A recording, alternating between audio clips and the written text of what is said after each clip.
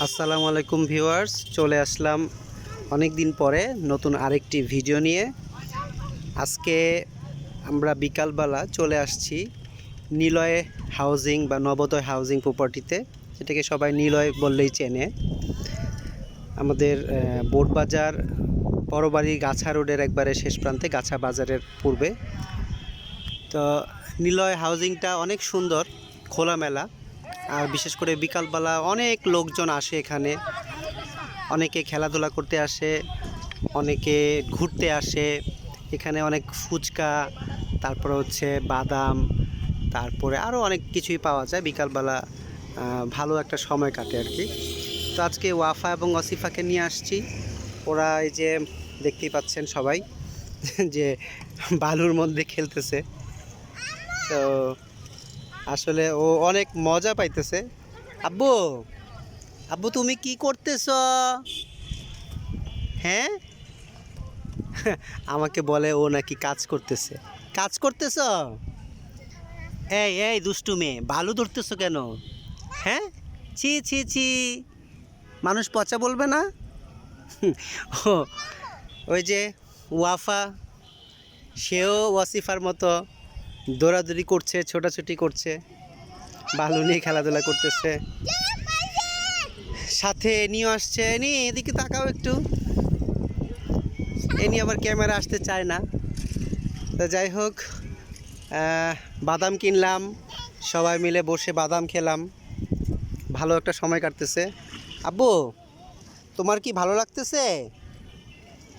আব্বু, ঝিনুক? ওয়াফায় যে বালুর মধ্যে খুঁজে খুঁজে ঝিনুক বের করতেছে।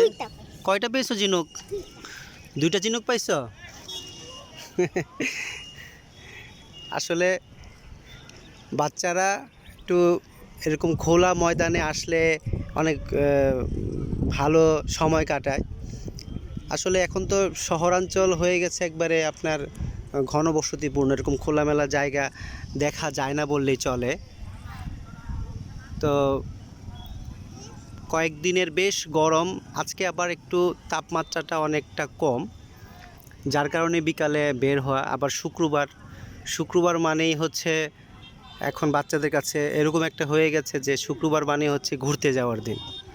আমাকে বলতে হয় না, ওরাই রেডি হয়ে প্রস্তুত থাকে যে শুক্রবার হলে বাবা ঘুরতে নিয়ে যাবে। সেটা রিকশায় হোক বা যে কোনো রেস্টুরেন্টে হোক, ফুচকা চটপটি হোক।